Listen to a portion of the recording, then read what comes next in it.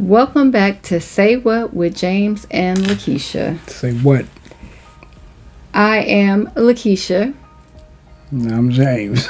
And we spent almost all of December in the theaters, so you guys don't have to. You guys know we go to the movies every Tuesday, and because we do, we decided to make some movie reviews. So in December, we had some killer animatronics to survival at sea. We saw it all, and some of these were a lot. So we're going to rank the must-watch to why did they make this. And stay tuned to the end, because at the end we're going to go ahead and do our movie review rankings like we normally do, from the worst to the best. Yeah. And before we dive in, we're trying to get our subscriber count up. So if you could like the video and subscribe to the channel, and let's go ahead and get into it. So first up, we have Five Nights at Freddy's. Number 2. And James, how on earth did they make another one of these so fast? I don't know. I didn't care for Five Nights at Freddy 1. It must be the money. It must be the money. Somebody liked it, evidently. It must be. So, quick plot. We go back to 1982. We see the origin of the marionette. Then we jump to 2002 with Mike and Abby. And you guys know Mike is... animatronics. Mike is raising his niece, Abby. There are ghost hunters, toy animatronics, and a whole lot of family drama. So, it was a lot of lore. And if you're not a fan of games, which I'm not, so maybe that's why I was lost. But now I will say this. Shout out to McKenna Grace. Remember her in Gifted with Chris Evans? She's grown up and she's a powerhouse. But the movie, a lot of movie. It felt like a fast fest of confusion at times. Yeah, it went back to when it all started with... what was the girl's name that he was going with, that he liked? But when she had her childhood and something happened. With her father, which was Stu from what's the name? I mean, this movie went back to where when she was young and she was at the Five Nights at Freddy. What originally happened. Yeah. At Five Nights at Freddy's. And was it... Yeah, Elizabeth Lale, because she was actually a local police officer. Yeah. And she was William Often's daughter. Yeah, spoiler alert, the twist of this is she had a brother that wanted to continue his father's footsteps, yeah. I forgot all about that, because the movie was just like, I didn't care for Five Nights at Freddy's 1. However, if you go to the movies every week, you're bound to have to watch something that you really don't care for. And that would have been Five Nights at Freddy's 2. So, number 2, Not Without Hope. Now, this was a true story. Mm-hmm. I had never heard about it before. But again, we looking at movies to go see. And this came up. So, this is, serious. This one hit different because it's a true story. Yeah. We have... you had 2 football players that played with the Tampa Bay Buccaneers. And they went on a boating trip in 2009 with their trainer, which is Nick Schuyler, played by Zachariah Levy. And they go on this boat trip on the ocean. The thing is, and another guy named Will that was a former football player as well. He just didn't make the NFL. But they go on this boat and deep sea fishing trip. Now, when you think deep sea fishing, you're thinking of a nice sized boat. But the boat was a small boat. And they all get out there and it's survival. Yeah, it's you have Nick, who's the only survivor of that 2009 boating accident with those NFL players. And one of the realest things about it is that you actually see the hit and misses of when. Now, spoiler alert, I don't know if we said it, but I'm sure it's all in the video of how close they actually came to getting saved. Probably like 3-4 times. Yeah, and it's a good thing that we were like the only two. It was like two other people in the theater, because I'm yelling at the screen, I'm praying, I'm doing all kinds of things, because I never heard of this story before. So the helicopter's up there, but it is, a storm. A bad storm out there. So they can't really see. But I'm like, hey, they're right there. And it's just a lot. It's an emotional roller coaster. I will say that. But then to just see how hypothermia plays tricks on your body and your mind with these football players that have zero fat, how it attacks them first, it's crazy. It's crazy. But Zachary Levi, he played in Sarah's Oil, so shout out to him. Now, he really acted his heart out here. Seeing what those men went through in the water, that survival thriller, it actually makes you, I felt like I was on the boat with them. Yeah. And it's just a lot. I will say it's heavy. Yeah. It's emotional. When you go out deep sea fishing like that, you got to pay attention to the weather and all that. And the weather. I guess Marquise Cooper, he was one of the football players. He felt at peace at the sea because he wasn't a household name. He was a journeyman. Him and Corey Smith, the other football player. So he was a journeyman, but he felt peace at the sea, fishing in the sea, and he had his little spot he called Cooper's Hole that he liked to go to. But they was 75 miles. out. But there's a lot of people that but they were 4 hours out on sea. But now this is where I do have to interject. There's a lot of people that actually feel at home. Yeah, I know. In the sea. I'm just saying that because he felt at home out there. Just like with a lot of stress when it comes to football. The stories about my grandfather, that I told you, that he went out on a boat fishing with some other gentlemen, and the boat capsized just like here. Mm-hmm. But he was the only survivor of the accident, but he couldn't even swim. Now these guys could swim, he couldn't even swim, but it's like the Lord told him to just kick his feet and his hands, and when he looked around, he was on shore. Mm-hmm. So miracles happen all the time. I mean, but this story right here, just gut-wrenching. Very, very emotional. I'm not a person that's at peace on the sea. Yeah, I would. So, I mean, I don't like the water, ocean like that. And I will say that I don't know about these. I don't know about what was his name in the movie? Which one? The Soul Survivor, Nick. I don't know if he went back out on the sea, but my grandfather did several other times. But yeah, Lakesia, no, no.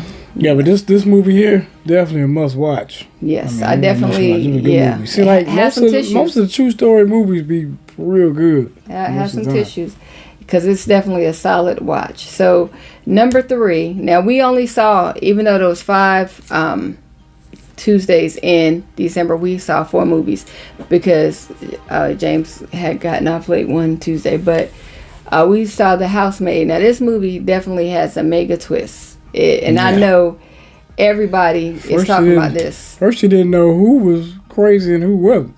Well, we have to talk about The Housemaid, ladies. Listen to me. Don't allow everyone in your house. And always remember, people, the grass is not greener on the other side. It's not always greener. So the movie to me was wild. What about you, James? Yeah, that was a big twister. This movie was, and the mother that hired the young lady, Millie, that hired the young lady. I thought she was a nut. You would think she was a nut. Then you kind of thought the other girl. Well, what was her name? What kind of thought Millie, she was great? Millie was the Millie became the maid for the Winchesters, but as soon as she goes in the room has a lock on the outside. That's red flag number 1. Yeah, I'm not taking this job. And you can't open the window. The window is I'm not taking this job. And what did the crazy start day 1 or did the crazy start day 2? It started day 1. Yeah, so I would have been out of there. And then Nina, the wife, seems crazier. But then you find out Andrew, the husband, Yeah, he's Spoiler alert, really he's the real monster. Yeah, he's a nut. He made her pull out 100 strands of hair. Yeah. Pull my hair out?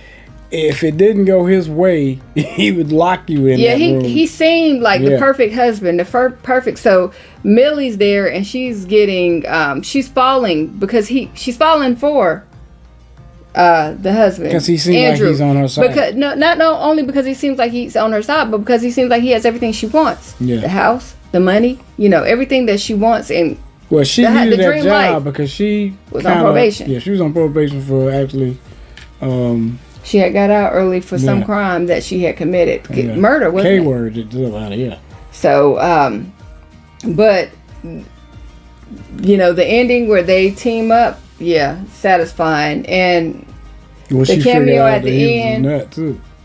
where Millie, I'm just saying, to me, you kind of get what you ask for in these movies.